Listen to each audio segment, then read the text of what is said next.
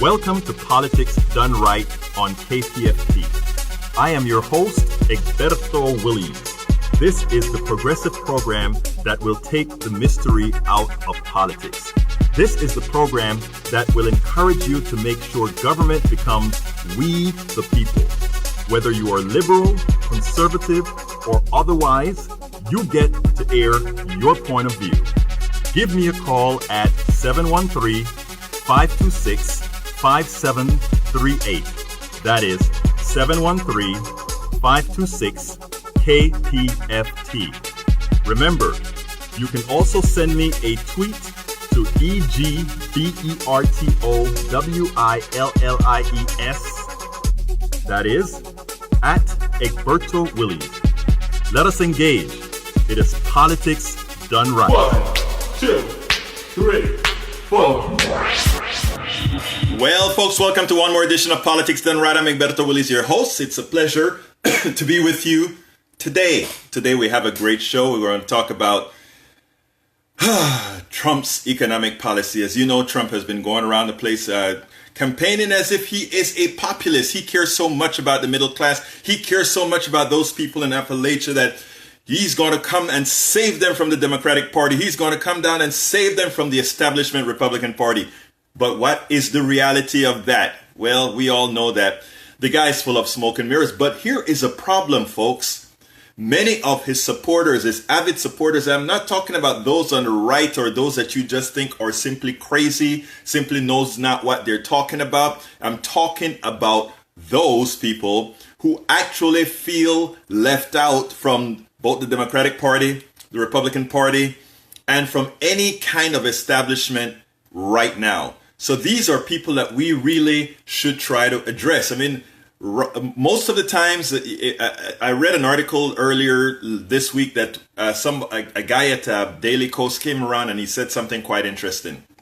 He said it is time for Democrats to stop addressing these people as hillbillies or all the other names that they're equating these people with, and try to touch these people. I mean, I when I blogged about that, I suggested that folks read a particular book that talks about how these people got to the place where they are right now, that speak about how these people feel they're being treated, it's just not necessarily true, but how they feel they're being treated by society at large, by their government at large. It's called The Political Brain by Drew Weston, a great book that you might want to take a look at.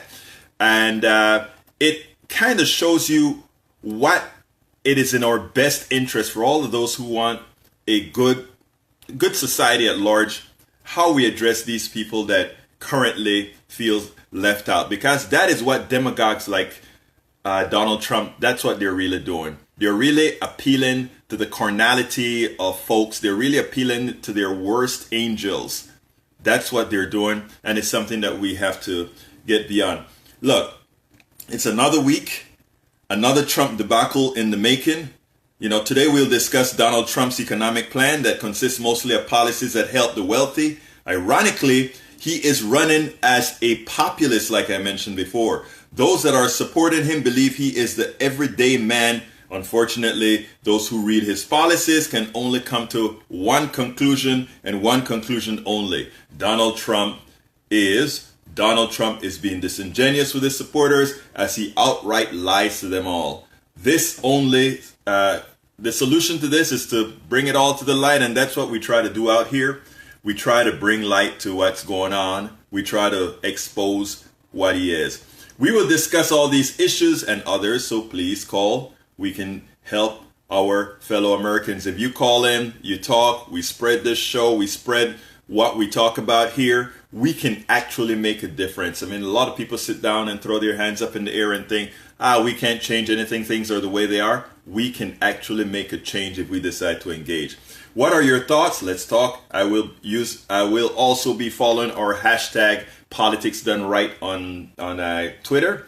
And of course, my handle on Twitter, Egberto Willies, EGBERTO WILLIES. Again, that is Egberto Willies, EGBERTO WILLIES. So give me a call, listen to the live stream, or listen to the podcast, the vlogcast. We have it all over the place. So This blog will be all over. We'll be on Facebook, Twitter, Instagram, you name it, it'll be there. Folks, please remember, this is a call-in show, and I'd love for you to give us a call at 646-929-2495. Again, that number is 646-929-2495. And you know what I better do? I better add that to the post here. Again, that is 646-929-2495. I've added that to the live cast on let's see, 646-929-2495, 646-929-2495. So give us a call. Anyhow, folks, I think by now you kind of know what time it is, and this is what time it is. That is if it works. That is if we get all our P's and Q's done as they should. There we go. It's time for the weekly blog post. Okay. The blog post, the actual title for the blog post of the week, it's right now residing both at egbertowillies.com. You can read it there, or you can go off and read it at Coffee Party USA's page. Just search for Join Coffee Party USA and you'll find the blog post that's indexed there. The name of the blog post: Conservatives Admit Trump's Plan Would Hurt Economy. But I prefer this subtitle that I use for the show, which is Donald Trump's Economic Policy Specifically Hurts His Supporters. In other words, the people that care most about Donald Trump are the same people that will be hurt the most by him.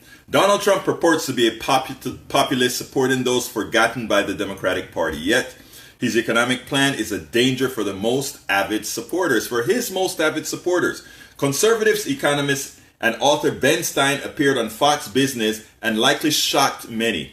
Inasmuch as Stein is a conservative, over the past few years, he has come to his senses and began telling the truth about taxation.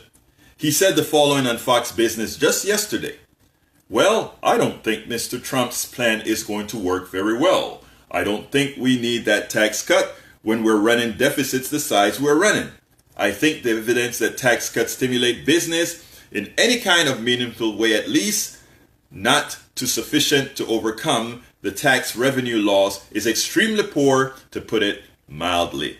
I think the idea of cutting taxes on the rich is in a time when there is so much concern about inequality is not a good idea. In that little encapsulation, what the guy has just admitted as well is that trickle-down economics is a failure. Giving all the money to the top, expecting it to drop to the bottom, never works, never has worked. But going forward in this blog, it's even more damning. Reagan domestic policy advisor Bruce Bartlett wrote an op-ed in the New York Times titled Trump's Misguided Embrace of Tax Cuts. That is a must read. I have a link to it in this blog post at Politics Done Right. Please check it out. One should remember that in a 2012 article, the American conservative titled Revenge of the Reality-Based Community, Bartlett explained that after conducting research for one of his books, he came to the annoying conclusion that Keynes had been 100% right. For those who don't know who Keynes is a British economist who stated that in times of depression or when there's not a lot of spending, government, because of course we have fiat money now especially, should always spend more money to keep the economy going. It's really economics 101. It's Keynesian economics.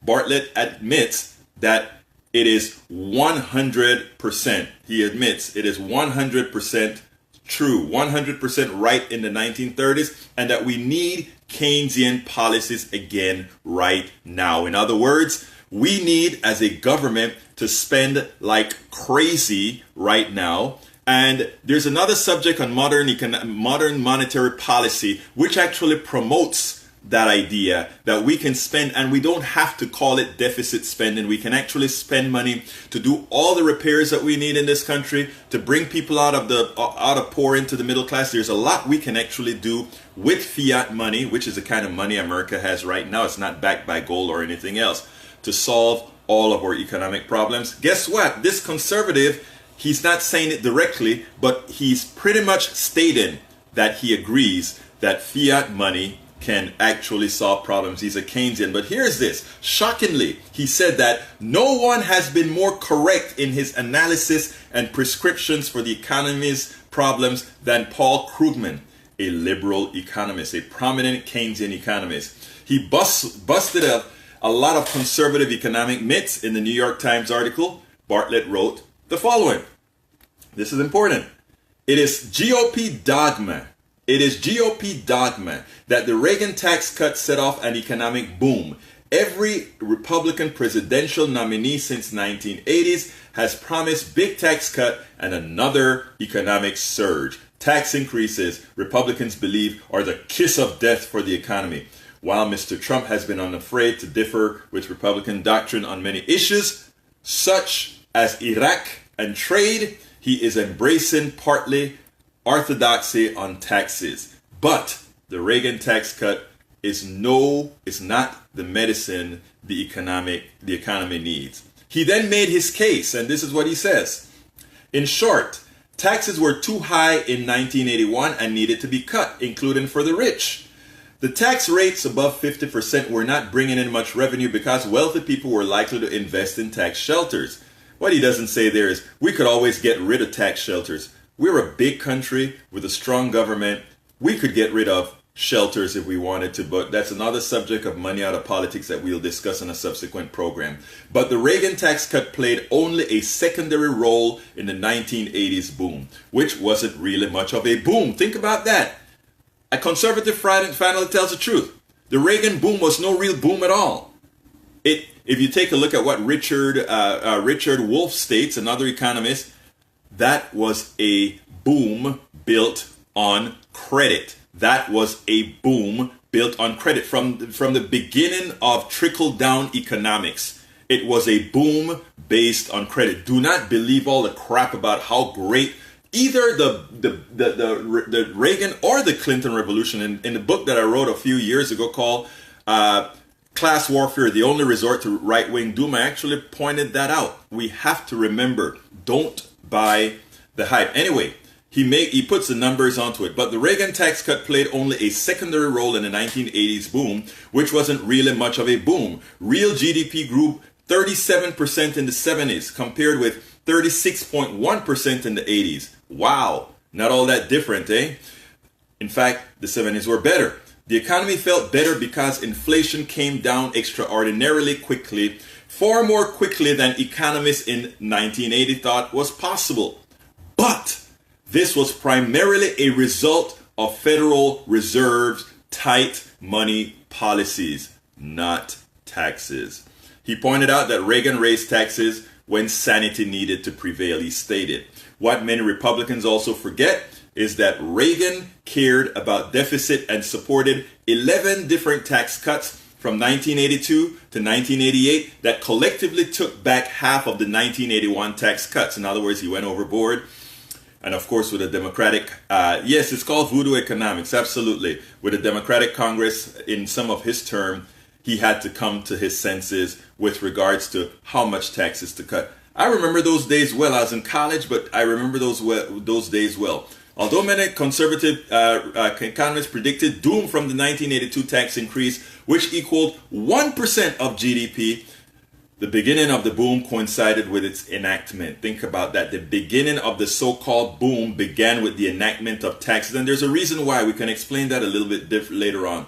These economists also predicted catastrophe from the 1993 tax increase enacted under President Bill Clinton and from the expiration of many of President George W. Bush's tax cuts in 2013. But in each case, financial markets and the economy grew sharply afterward. In other words, we have statistical evidence that shows every time these taxes go back up, the economy takes off. But it went up a little bit under Obama, not as much as it should have, but the economy went up again. We have been at how many months of continuous job growth do we have? You don't hear that in the news. Why isn't the news making this a point? Why aren't we hearing that our economy is not going as fast because we're not spending enough from the government side. We're not spending enough to rebuild, etc., etc., etc. It's all about policy. Anyway, continuing. But in each case, financial markets and the economy grew sharply afterward. By contrast, the economy tanked during the Bush years despite numerous tax cuts. Now, you keep doing the same thing over and over again. It's insane, right? That's the definition of insanity. Every time these suckers drop or kill taxes, meaning a lot more money stays with those folks at the top, what has happened? The economy cratered. It's economics 101, folks. It's not about how much absolute value of monies you have in the economy. It's how fast that money is circulated in the economy. If I buy bread and the bread maker has to go ahead and buy flour and the flour has to go buy the raw materials from the farmer, etc., etc., that money is moving around and a lot of people are making more money. When a billionaire can just spend that much, afterwards he has nothing to do with the money, it doesn't circulate. That's a mathematical fact. That's an actual fact. That is what has happened, and that is what we have actually seen within the economies whenever both these different proposals have been enacted. Okay. And then the message that will make every conservative cringe, and here it goes. And this is from Bruce Bartlett, a conservative who worked for Reagan as an advisor to his economic policy. So this is what he says now. The final proof that tax cuts are not the be-all and end-all of growth policy is the Tax Reform Act of 1986, which dropped the top income rate to 28%. Conservative doctrine predicted economic boom, but I don't remember one, nor can I find one in the data. Those economists who claim to be following Reagan's policy by supporting Mr. Trump's large tax cut proposal are guilty of one-size-fits-all economics. I put it worse. They're guilty of virtual treason. Because of their economic policy, what has happened to many a family's fortune is it has disappeared. So we can speak on a high level about, oh, these guys are just, the way they're thinking is just so and so, etc., etc. That's not the reality. Policy hurts people. It's not well, I tried this and it didn't work. We know for a fact that these policies hurt people. We continue with these policies. We are guilty of what has occurred. And the truth of the matter is, we convict people of mass murder. We convict people of all these other issues. If economic policy causes the death of many people, meaning economic policy, social policy, etc., aren't those who foment those policies guilty as well? Should they be prosecuted as well? That's a kind of touchy subject, but something that one should consider. Because these guys sit in their ivory towers and come out with all these policies. Policies they know hurt but help a few of their friends. But they go ahead and do it because we are peons, right? The middle class, the poor. We are peons. How do we get around those issues? Well, we'll talk about that. Anyhow, there is far more evidence for the last 35 years showing that tax increases do more to stimulate growth than tax cuts. Ya think? Mathematics, folks. If I increase taxes on those who can afford it, those with more disposable income, and that money is redistributed, and yes, I am saying redistributed. I'll be frank with you. I am a redistributorist. I believe in redistribution. If I make too much money, I don't have a problem paying a hell of a lot of taxes. Why? I depend on a functioning economy. And a functioning economy means that everyone gets to participate. And anyone who sits down and believes that they've earned all the monies that they've earned, dream on. You are on the backs of the many that keep the economy going. So I don't sit down anywhere and think, I developed this great piece of software that I've sold to hundreds to thousands of companies and somehow all that money is mine. Hell no. When I came to this country, I came to a system I came to a system that had a great educational system that was able to help this brain be able to do the things that it did. It wasn't on me only. It was on the engineers. It was on the scientists of the past that created the ladder that brought us all here. Unless we start thinking collectively, unless we start realizing that that we are not these individuals that stand alone, forget it. We better realize that we're all in all this together. But you know what? Let me go ahead and finish this blog before we go to the phone. And folks, the telephone number is 646-929-2495. I see I already have a call, but I'll come to that call in a little bit. 646-929-2495. Don't you want to get into the conversation? Let me hear your thoughts. I'm real easy to talk to. Ask John. I think John is on the other line waiting. So let's talk. I want to hear your voice. I want you to call in and tell me what you think. Let others think. Let others think that there are a whole lot of other people out there that think like them. One of the things about America is we're highly based on peer pressure, folks. And a lot of times we all know what's right and we don't do it because of peer pressure, including voting, including who we support, including the things that we do. So let's get with the program. Let's go ahead and be the ones that are going to foment change. But to end the blog, it is clear that the poor and middle class America needs a growing economy. Donald Trump's proposal would decimate growth and continue the wealth extraction from the poor and middle class by the rich, if not intentionally, by policy. Those that support him the most are the ones that will be hurt further. It is time for all to speak up and gently educate our friends, families, and acquaintances that these policies will simply decimate their personal economics. Folks, our personal economics have been decimated since the 80s. Many of us didn't realize it till we were too late. We bought overpriced houses in the 80s and lost it all. We bought overpriced houses in the 2000s and lost it all. We used easy credit in lieu of higher wages. We gave all our healthcare money to insurance companies and drug companies as opposed to places where it made us healthy and made us better. Our lives for the last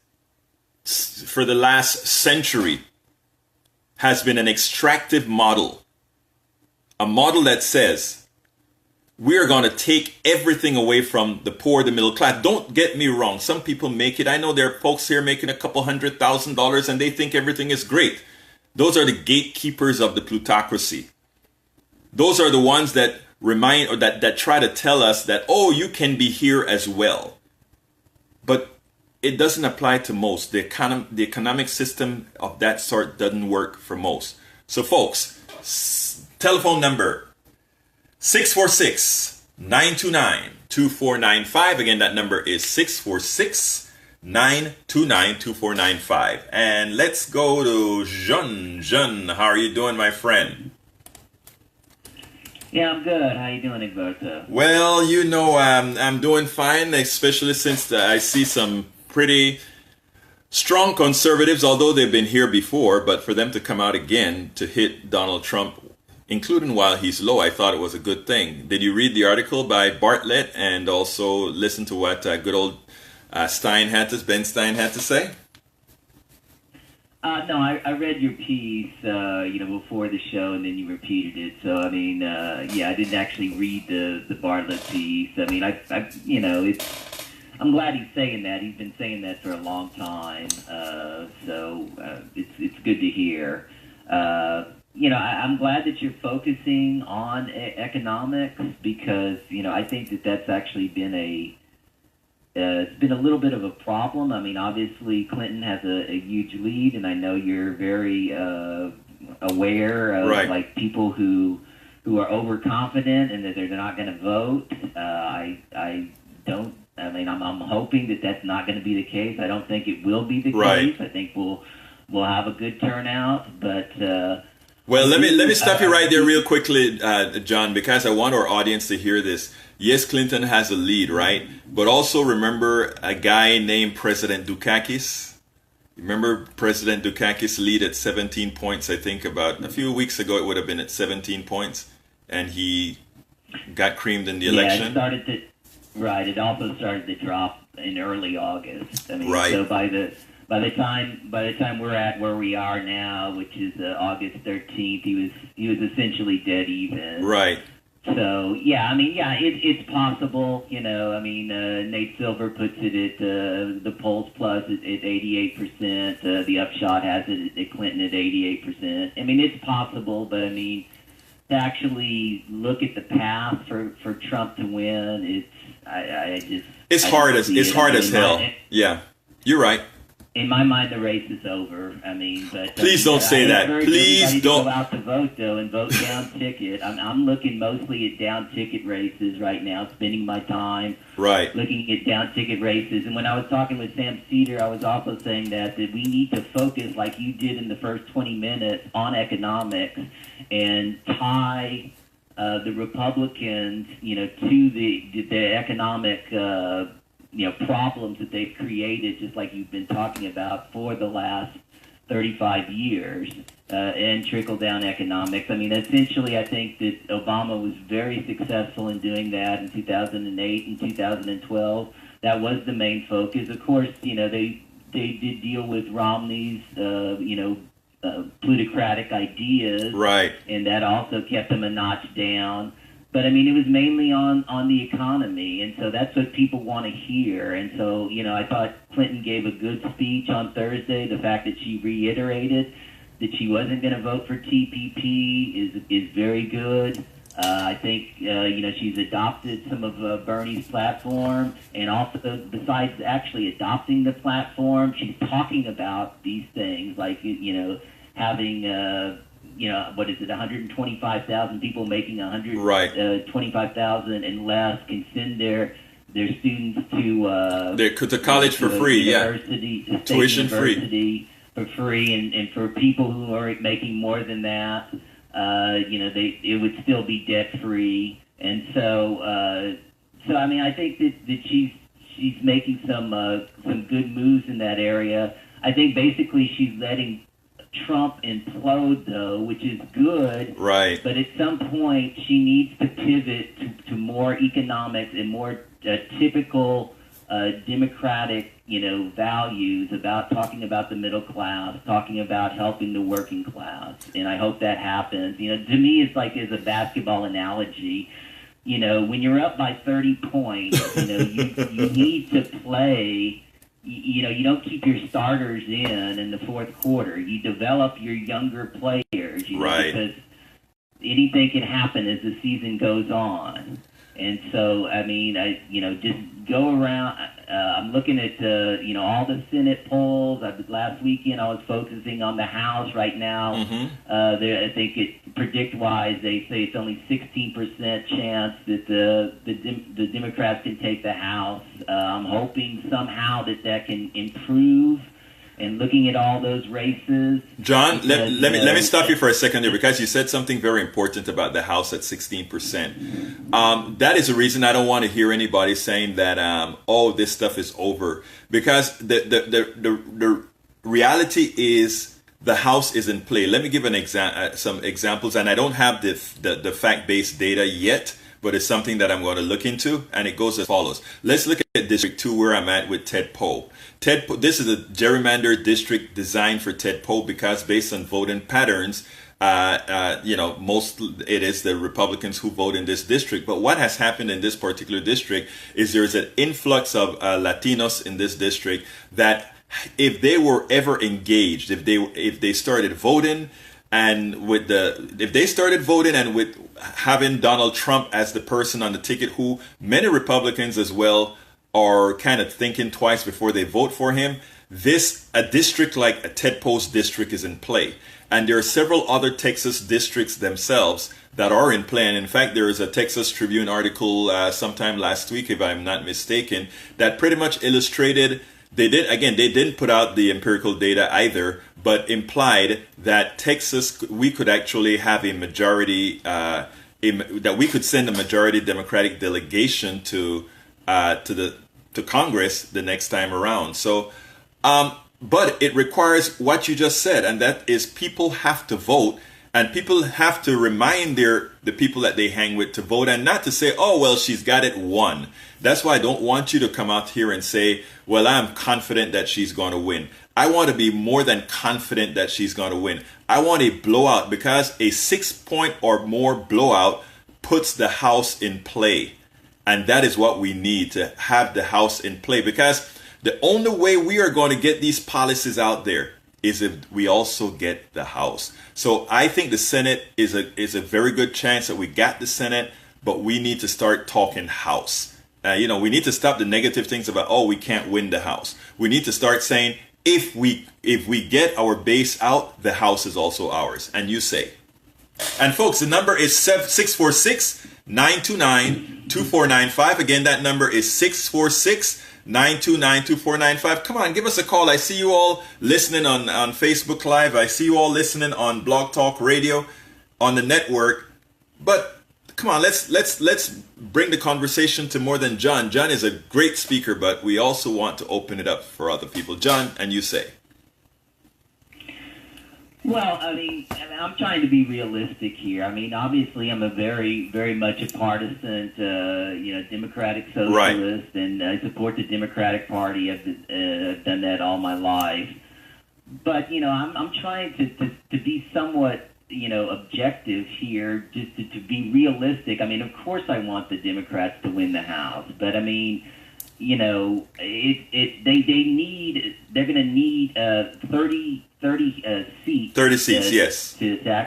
I mean, it's actually 29, but I mean, the right. Florida 2nd District for the redistricting is definitely, it's a plus 18 for the Republicans, and right now it's held by a Democrat who's not even running, Gwen Graham. And so, yeah, I mean, in the end, it's essentially going to take 30 seats, and so that's a hard task. Now, when you're talking about waves, right, it's very hard to quantify like how big the wave is going to be, and that's essentially going to be the major situation, because I mean, as you know, polling, when you're actually polling on let's say the presidential election, a week or 2 weeks from the election is right, actually incredibly accurate. All you have to do is look at this. When you look at House polling, there is a lot of variables, and they don't even poll them, because the polling company has to make money from them, and there's just not enough interest. But so what you do is you get a lot of internal polls.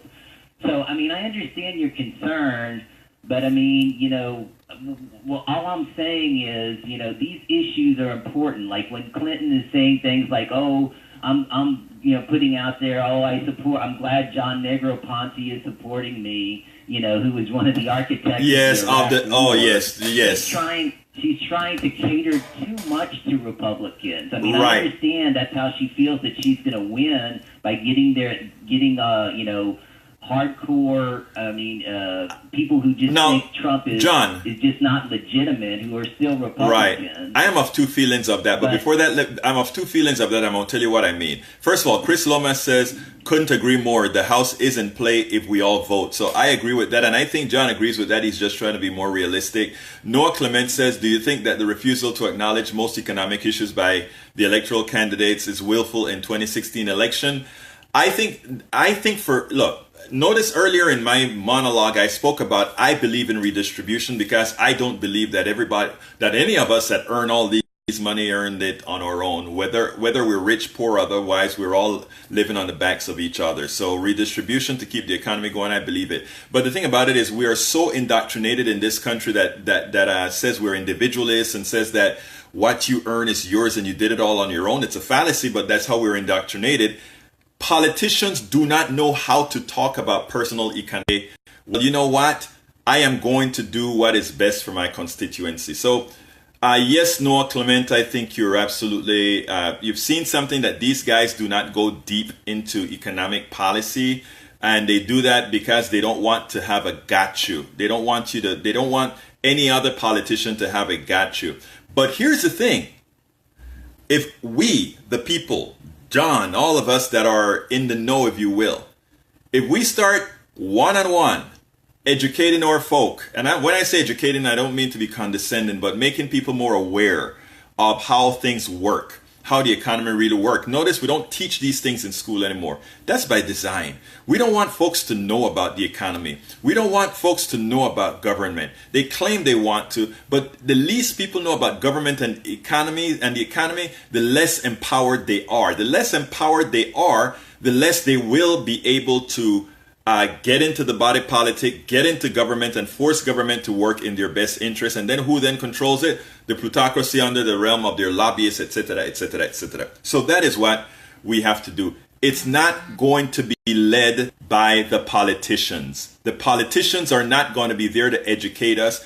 The politicians are just going to say what they think they need to say to get elected. Now, when John just spoke about Hillary pandering to Republicans by bringing up Negroponte and these other people that were the architects of the Iraq War and other neocon activities, there's a half benefit there, John, and I don't know how you feel about this, but this is how I'm going to frame it.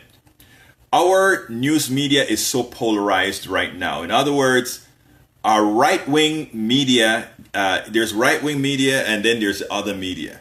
The right-wing media won't concentrate so much on Hillary, but they will. But just having those terms used, Negroponte and these other folks that are on the right wing, will kind of give an excuse for some Republicans to buck their theoretical ideology, their theoretical values. I think she's crossing a fine line, and I don't know if it's a bad thing, assuming that when she gets elected, we, the real majority, all of us, make sure to keep her in check. In other words, I'm not, I kind of give her some leeway there. What do you think? Well, I mean, that's my biggest concern. I mean, this is her whole attitude towards American imperialism, right? And the fact that she thinks that war is the answer to some degree. I mean, and I think she had arguments with Obama, right? And she's more of a hawk. So I mean, yeah, that's my biggest concern with her, and I'm hoping that she's going to, not be that way as much, or at least not get us into actual ground troops on in I don't know, in Syria. And I know I don't agree with her, the no-fly zone. Right. I don't. That's scary to me. And I know we've had disagreements about Russia. I don't think she should antagonize Putin by having this no-fly zone. Right. I'm not a Putin fan, but I mean, I think that, we have to somehow work this out. And I'm one of these people like you. I think you feel the same way, that this whole threat from ISIL, ISIS, whatever you want to call it, is really incredibly overblown. Absolutely. And this is just a continuation of the neocon, fear and paranoia that was put into place, and that started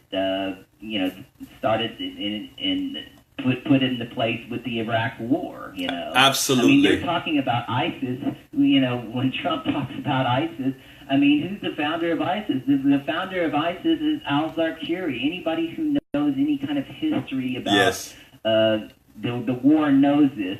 When Saddam knew that the Americans were coming in, he told all of the terrorists to come to Iraq and fight the infidels. Right. That's exactly what he did, and that's what al-Zarqawi did. And al-Zarqawi and all of the Ba'athist generals who are still in power under al-Baghdadi, I mean, they're the ones did all of this. I mean, But- they're the ones at first they were with Al Qaeda, and then they went into ISIS. And so for any way to blame Obama for any of this, when Obama was elected in 2008 to get us out of there, and he did get us out of there, and that was a great thing. And yeah, I mean, maybe he did try to negotiate to some degree to keep more people on the ground. I don't even agree with that. Right, he had But, to I mean, do it. Yeah. Essentially,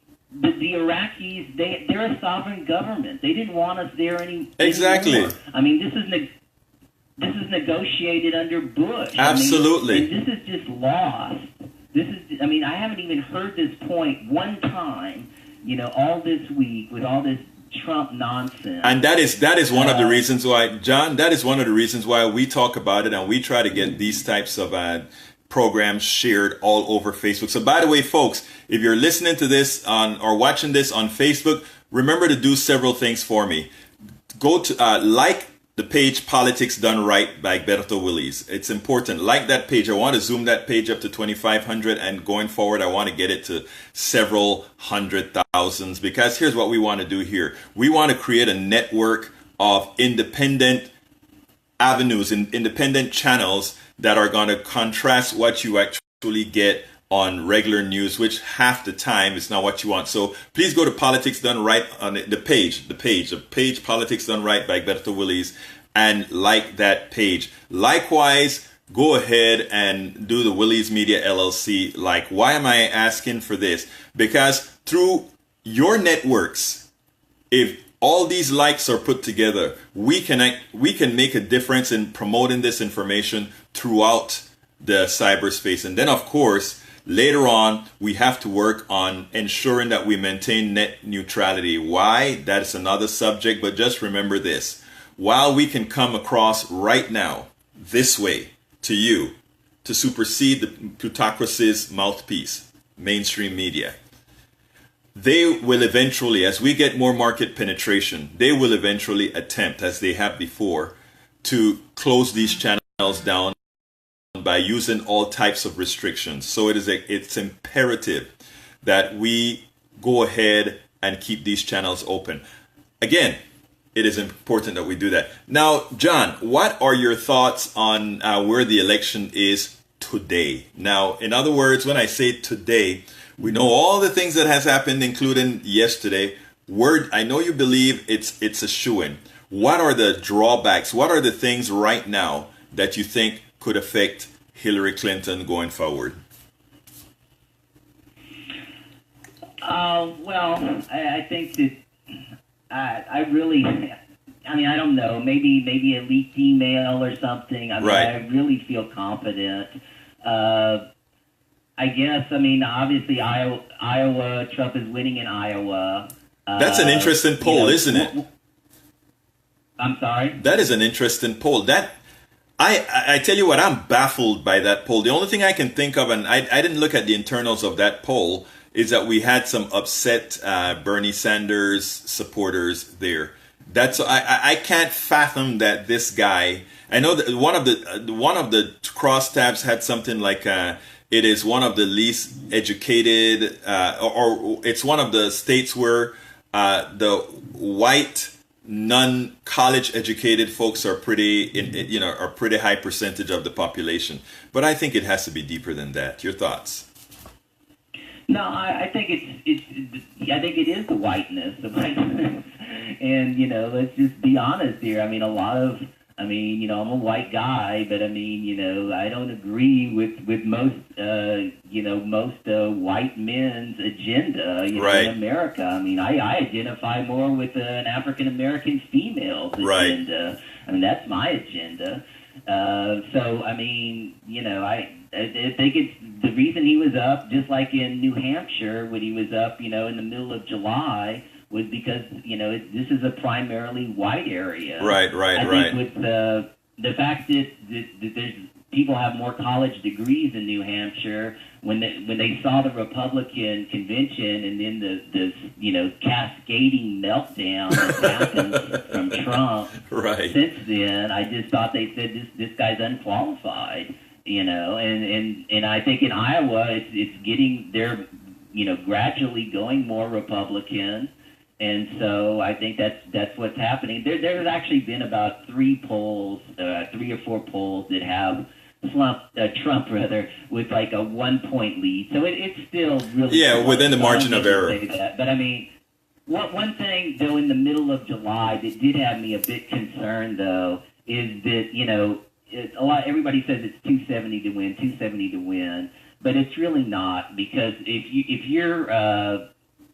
your party holds the House like like the Republicans do, it's 269. 269. Right, so exactly. 269 tie, Trump will be the president. Right. And so at one point, he was doing really well in Florida, 29 electoral votes, Ohio, 18 electoral votes, Iowa 6, Nevada 6, and also New Hampshire with 4, and that puts you right at 269. Right. So yeah, I was worried about that for about a month ago, but now you see these New Hampshire numbers are just really going Clinton's way, and I think he's doing well in Nevada because of the Las Vegas and all the Trump properties. I think he has, but I mean he's still losing though. Mm-hmm. So I just think it's extremely difficult for him to win. I'm just really happy that they didn't nominate Kasich though, because I think Kasich would really be a problem. And the reason I think it's important to talk about economics is because I mean people really I feel don't really understand. A lot of people, they don't understand the difference. They don't have the knowledge, and so you're trying to give them the knowledge. And I agree with what you were saying, and I also agree with you're talking about the redistribution of wealth. Right. That is very important, and it's very important to have. It's very hard for people to talk. Because everybody wants to be selfish about these things. But I mean, it's important to be, compassionate towards, working class people. But it's let me just say it's not only I want to kind of expand on that about being you're right. We need to be compassionate with working class folk, etc. But we're built on working class folk. I mean, all the industrialists that became millionaires and billionaires, I've sent working class folks who did. I mean, it's a bond that cannot be broken, and it is our economy by design has rewarded capital more so than work. Period. And we have to acknowledge that reality. Why is it that we think the guy who has this idea and get 30 people to come and develop his idea is worth so much more than them combined? I mean, when we look at the morality of a system that says that, it is hard to get out of the indoctrination that we have, that somehow I come up with an idea and I reap all the benefits of that idea, and even those that work for me that allow that idea to be realized are somehow less than me. I mean, it is a completely shift in ideology that we must have as a people to realize that no, I need them. They need people who can think outside of the box, and I need people who are willing to go along with me. I mean, one cannot live without the other, and then to say that by definition we have an economic system that not penalizes but that ensures that this guy will always have more than the other. I mean, we have to think twice, man. We have to start rethinking our morality. I mean, for those who are Christians, I am a humanist, but for those who are Christians, listen to the things that Jesus has said. Come on. For those listen to these things. Our system is completely anathema to what our major religions right now are preaching. And it's sad that the leaders of these same religions are the ones supporting this economic system that is really decimating most of their pew. It's crazy. John. Well, I mean, that's one thing about, the Pope. I mean, again, I love the Pope, yeah. Catholic, but I mean, the Pope has spoken out. Pope Francis has spoken out about the dangers of excessive capitalism. So I'll give him props for that. Right. So, I mean, we need to try to think about how we can solve income inequality. Because, I mean, as bad as Trump says it is, I mean, you look at the unemployment rate, it's 4.9%. Right. That's much higher for African Americans, and we need to really work on that. Right. But, I mean, historically, these are not bad numbers. And, everybody, that's what we were talking about in 2012. Oh, right. Obama can never win because the unemployment rate's above 7%. Well, he did win. Yes, he now did. The unemployment rate's at 4.9%, and the economy, is a lot of people can get a job. It's just, are they going to be paid to where they can lead a good lifestyle? And that, we need to think about, the unions. We need to talk about like the Fight for 15, make right. that national. Yes. And unions are extremely important because, and also, you're talking about taxing the rich. That's very important. Yes. Because we'll have more money to distribute to people who need the money. Absolutely. I mean, and so, I mean, I know we've been fighting for single payer for years. We've been talking about it for years. And, and I wish, the Bernie supporters, TPP is extremely important. And I've been having a dialogue with Joaquin Castro about this, Mm-hmm. and he's been waffling on it. Right. It's, I'm concerned about the TPP coming up in the lame duck. And, it's coming up. I can guarantee you that. I'm sorry, I didn't hear you. I can guarantee you that TPP will be voted on in the lame duck session. President Obama is going to see to it. Yeah, he wants it to happen. Yes. But, I mean, what Ryan is saying is that he doesn't have the votes, and so there's no point in bringing it up because right. he doesn't have the votes. I mean, I think that could be actually a false area that he's talking about, just to get all the activists, to kind of tamper down, get out of the way. Yes, I mean, and yes. I'm hoping that's not the case. But I mean, I'm still having a conversation with Joaquin Castro. And one thing also, I don't know if you saw this, 2018 senatorial polling, Ted Cruz is only up by 1 point over Joaquin Castro. You're kidding me. I didn't see that. No, that was wow. really surprising. That would, I mean, that would be meteoric. Let me tell you something, because that would mean a shift in Texas politics, because that's an at-large seat, right? Just like a governor or any other thing, it's an at-large seat. So that would be a monumental shift in Texas, which would also speak to having a good governor, a Democratic gubernatorial candidate for Texas. Because if Castro can do it, somebody else can as well. Maybe somebody like I can't recall the name of the. Well, I have a couple of names for some locals here that I'm hoping are actually going to run for governor here in Texas. I'm crossing my fingers for that. 2012, even though it really wasn't that close in the Electoral College, it was 23.4%, which is right. really a blowout, but most people look at that 3.7% that he actually won right. in the popular vote. That's all they look at. So I think Trump is. I just don't see him.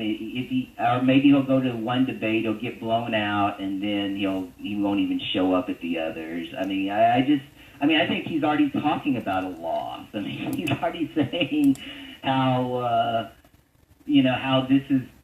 Well, my life is going to be fine once, if I do lose. But, I mean, what he did yesterday is extremely dangerous about saying, they how people, we got to check, we got to have the sheriff, right. we got to have all these, like these vigilante force going into traditional Democratic voting areas, which a lot of them are African American and Hispanic areas, And so, I mean, he's just really stoking the flames. Every time I see him, I just like, this is so disgusting. I mean, Right. one thing I saw, they were interviewing people who were riding a bus, and this lady was going, taking a bus through Central America and South America with a young student. And when people were asking her, where are you from? She lied to them. She said Canada, because she was afraid that if she said American, they would have such a negative influence from Trump that Right. she would get, discriminated against. It's a true problem. It's a real problem. It's a real problem. Yeah, no doubt. And so, but I mean, I'm looking forward to the time when he's completely discredited. And he hates losers, but I mean, the fact is that he's very likely going to be a huge loser in this election. I like the way you say he's going to be a huge loser. I mean, go out to vote. Do your civic duty. I mean, but don't be overconfident. But just go out and do it and vote down ballot and help progressive people. I mean, I'm encouraged. Bernie's candidate in Seattle, I forgot her name, but I mean, she won with 41% of the vote in Jim McDermott's district, right in Right. Seattle, one of the most liberal districts in the country. Zephyr Teachout in New York's 19. She won too. Yeah, Teachout won. I saw her at Netroots Nation. Yeah, she's great. I think she's actually somebody who potentially could be presidential material. Absolutely. Now, John, I just got the notification. We're at the 60-second mark. That was 30 seconds ago. So why don't you give me a quick 15-second closer? All right, enjoyed the show as usual, and it's very important. Economic ideas are essential, and the working class and the middle class needs to stand up and realize that democratic values are important, and trickle-down economics is a total failure, and to vote for Democrats down the ballot. Thank you very much. Will help them. Thank you very much, John. Folks, we're coming to the end of Politics Done Right. I really appreciate this time that you spent with me. I hope that you got some of that you enjoyed the show, first of all, and that you got some present information. Please do remember to go ahead and go to Politics Done Right by Egberto Willies on Facebook and like the page. Please also remember to share these different, share our live broadcast, because that is the way we're going to make sure to educate the entire body politic. My name is Egberto Willies. This is Politics Done Right. And at this point, we are out. And thank you very much for listening. 10 seconds.